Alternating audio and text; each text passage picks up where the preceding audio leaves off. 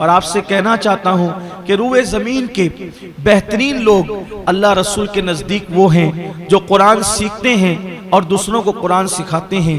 जैसा कि अल्लाह के हबीब मुस्तफ़ा करीम रऊफ़ुर रहीम सल्लल्लाहु अलैहि वसल्लम ने फरमाया, खैरुकुम मन तअल्लमल कुरान व अल्लमह, कि तुम में बेहतरीन लोग वो हैं जो कुरान सीखते हैं और कुरान सिखाते हैं। अगर बेहतरीन बनना है अल्लाह रसूल की नज़र में अज़्ज़ व जल व सल्लल्लाहु अलैहि वसल्लम, तो या तो कुरान सीखने वाले बनिए या तो कुरान को सिखाने वाले बनिए। इंशाअल्लाह तबारक व तआला कुरान की ये बरकत है। हदीस पाक में आता है, दिलों का ज़म दूर होता है कुरान की तिलावत से, दिल चमकते हैं कुरान की तिलावत से।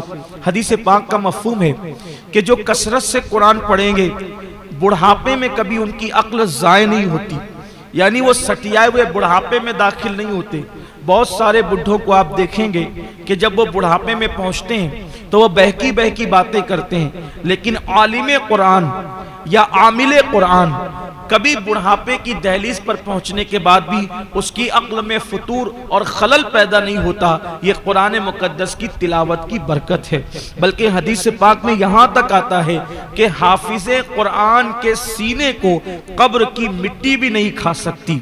वो हाफिज़े कुरान जिसका सीना साहिबे कुरान की मोहब्बत से मामूर है, ऐसे लोगों के सीने को कब्र की मिट्टी भी नहीं खाती।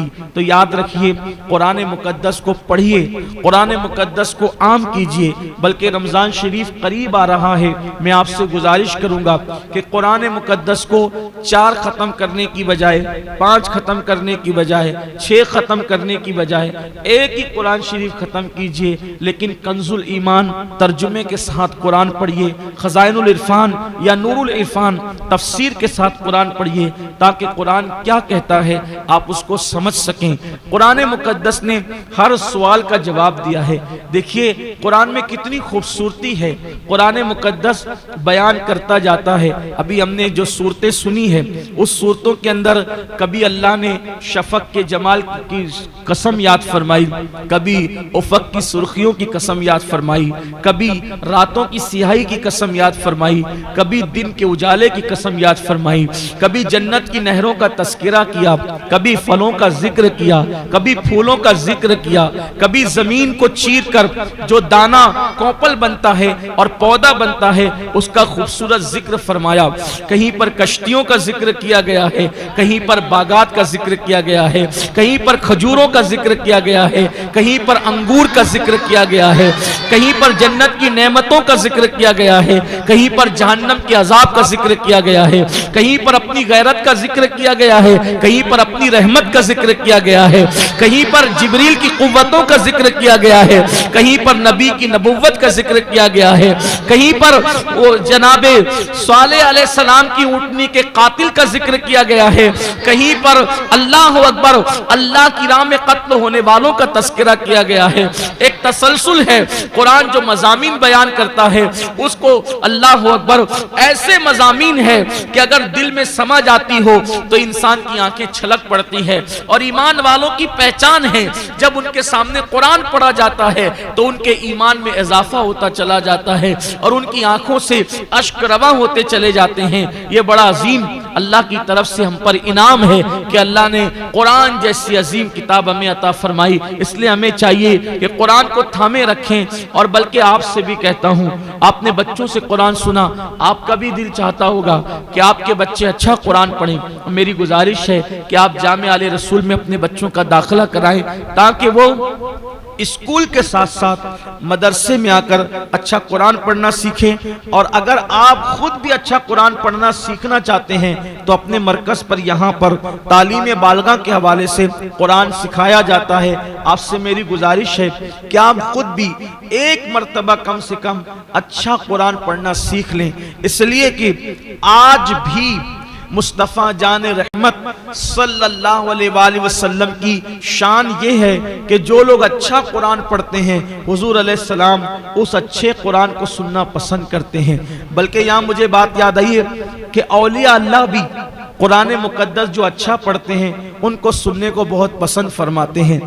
हम लोग मज़ारात औलिया पे जाते हैं और बहुत सारे विर्द वज़ाइफ करते हैं, लेकिन मैं कहता हूँ सारे विर्द वज़ाइफ अपनी जगह, अगर हम वहाँ जाके कुरान की तिलावत करें उसकी अपनी बरकत ही कुछ और है। देखो कुरान की बरकत, जो कुरान में बरकत है वो किसी और वजीफे में नहीं है। हर वजीफे की अहमियत अपनी जगह है, लेकिन हर कोई ना कोई वजीफा किसी पीर का दिया हुआ है, कोई वजीफा किसी फकीर का दिया हुआ है, कोई वजीफा किसी वली का दिया हुआ है, कोई वजीफा किसी सहाबी का दिया हुआ है। लेकिन कुरान वो अजीम मुकद्दस किताब का नाम है जो अल्लाह ने अपने महबूब को अता फरमाया है। इससे बड़ी बात क्या है? कुरान की बड़ी अजमतें हैं। यहाँ पर एक छोटा सा वाकया मैं आपके सामने पेश करता हूँ कि कुरान आप जहाँ पढ़ेंगे वहाँ पर रहमत व नूर की बरसात होगी। बयान किया जाता है कि एक हाफिज कुरान, एक अच्छा कुरान पढ़ने वाला सरकार गरीब नवाज के आस्थाने पर गया, और आस्थाने पर जाने के बाद अब जाहिर सी बात है वो हाफिज था, वो कारी था, अच्छा पढ़ने वाला था, तो सरकार में बैठकर वो कुरान की तिलावत करता था। उसकी एक मुराद थी, बहुत बड़ी मुराद वो लेकर गया था। तिलावत करता रहता है, लेकिन उसकी मुराद पूरी नहीं होती। फिर वो देखता है एक मंजर कि एक नचनिया और फाहिशा औरत आती है, और आने के बाद गरीब नवाज की बारगाह में वो अपनी अर्जी पेश करती है, और उसकी आंखों के सामने वहीं फौरन उसकी मुराद पूरी हो जाती है। तो यह हाफिज कुरान गुस्से में आ जाता है। अच्छा कुरान पढ़ने वाला ताली कुरान गुस्से में आ जाता है, कुरान बंद करता है, ताक में रखता है, और अपने दोनों हाथ गरीब नवाज की चौखट पे मारता है, और मार करके कहता है, ख्वाजा तेरे यहाँ इंसाफ नहीं है। कई दिनों से बैठा मैं मांग रहा था, तिलावत कर रहा था, लेकिन मेरी मुराद पूरी नहीं हुई, और ये नचनिया फाहिशा आई, एक जुमले में इसने बात कही और इसकी मुराद पूरी हो गई। अब मैं जा रहा हूं। जैसे ही वो जाने लगा तो क्या देखा, एक खूबसूरत बुजुर्ग, बड़ी बड़ी आंखें, गोल सा खूबसूरत नूरानी चेहरा, और पूरे वकार और तमकनत के साथ सामने से चले आ रहे हैं।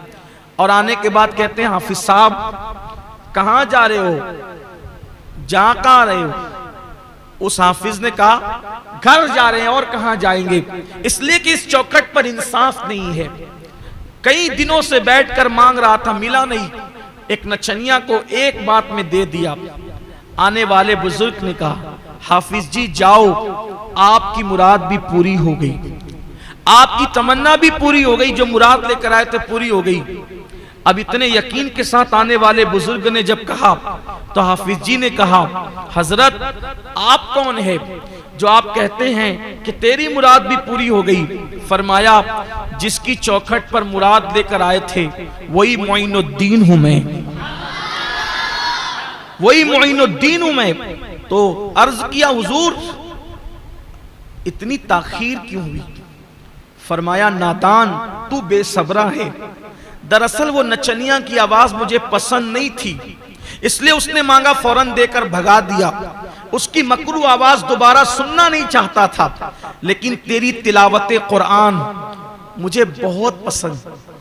तू बहुत अच्छा कुरान पढ़ता है, तू कुरान बहुत अच्छा पढ़ता है, इसलिए देने में देर कर रहा था कि जितनी देर होगी उतने दिन तू मेरी चौखट पे रुकेगा और मुझे कुरान सुनाता जाएगा, इसलिए मैं यहां तुझे देर कर रहा था, लेकिन तू बेसब्रा था।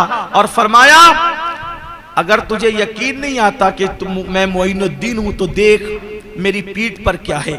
पीठ से कपड़ा हटाया तो देखा कि 8 उंगलियों का निशान मौजूद था। अर्ज़ की, हुजूर ये क्या है? फरमाया, जो तूने मेरी चौखट पर उंगलियां मारी तो ये उंगलियां मेरी चौखट पर नहीं पड़ी, बल्कि उसका असर मेरी पीठ पर पड़ा है। ये है कुरान मुकद्दस की तिलावत की बरकत। किसी भी वली की चौखट पर जाओगे, किसी भी बुजुर्ग की चौखट पर जाओगे, तो आप वहां पर तिलावत कुरान मुकद्दस करोगे तो उसकी बरकतें आपको नसीब होगी। जो कुरान मौत की तकलीफ को आसान कर दे, क्या वो कुरान जिंदगी की तकलीफ को आसान नहीं कर सकता? इसलिए हमें कुरान मुकद्दस सही पढ़ने की कोशिश करना चाहिए। अल्लाह से दुआ करता हूँ कि अल्लाह मुझे, मेरी तमाम नस्लों को और आप सबको और आपकी नस्लों को अल्लाह कुरान सही सही पढ़ने की तौफीक अता फरमाए।